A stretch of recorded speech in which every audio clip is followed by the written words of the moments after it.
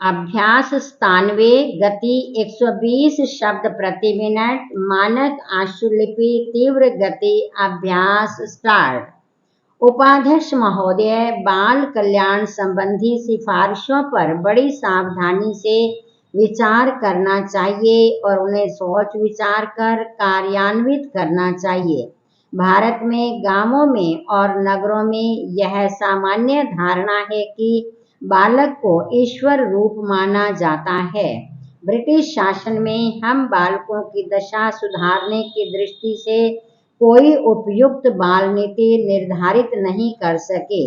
जैसा पंडित नेहरू ने अपना विचार प्रकट किया था कि यदि बालकों की ओर समुचित रूप से ध्यान दिया जाता और बालक यह अनुभव करते हैं कि वह भी हमारे सभी क्रियाकलापों के सहभागी हैं, तो देश का अधिक ठोस निर्माण होता। पैरा, हमारे देश में अनेक संगठन और राज्य सरकारें बालकों की देखभाल करती हैं, किंतु धन की कमी के कारण राष्ट्रीय स्तर पर कुछ ठोस कार्य नहीं हुआ है।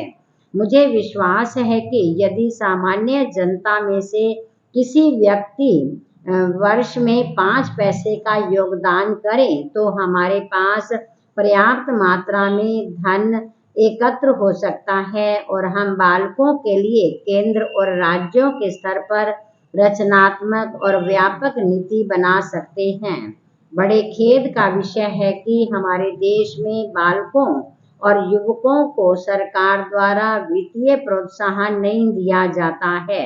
सरकारी क्षेत्र में बालकों की प्रतिभा बढ़ाने के लिए कोई अनिवार्य व्यय मद नहीं है।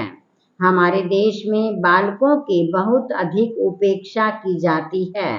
जब कोई देश समाजवादी होने का दावा करता है तो युवकों और बालकों की देख-रेख का भार उस देश की नीति का मूल आधार होना चाहिए।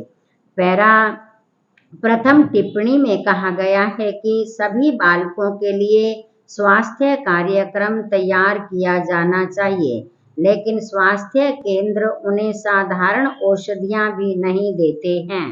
परिवार नियोजन के साथ साथ सरकार की वित्त तथा प्रोत्साहन नीति के माध्यम से वर्तमान बालकों की उचित देख-रेख की जानी चाहिए।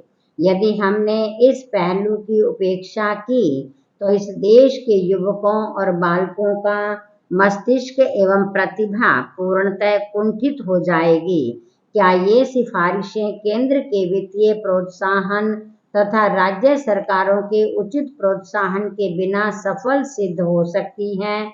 अतः योजना आयोग के वित्तीय प्रोत्साहन से बालकों के कल्याण के लिए प्रति वर्ष यथार्थ नीति निर्धारित की जानी चाहिए। यदि बालकों के लिए प्राथमिक शिक्षा के विस्तार के लिए धन खर्च किया जाए तो बेहतर होगा।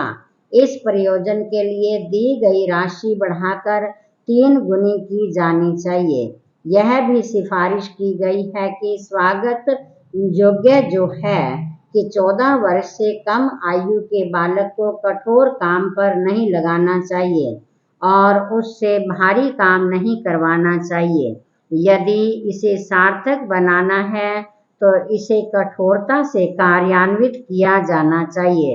मेरा सुझाव है कि भावी पीढ़ी के निर्माण के लिए सरकार को चाहिए कि बालकों के लिए उचित शिक्षा तथा सही देखरेख का प्रबंध करे। बालक राष्ट्र की संपत्ति है और यदि इस प्राकृतिक संपत्ति का उचित उपयोग नहीं किया गया तो हम अपने देश की दशा सुधारने के बारे में सोच नहीं सकते। पैरा, विभिन्न संवैधानिक उपबंधों तथा राज्य सरकारों द्वारा बनाए गए कानूनों के बावजूद हम अपने बालकों के लिए समुचित कार्य भी नहीं कर सकते हैं।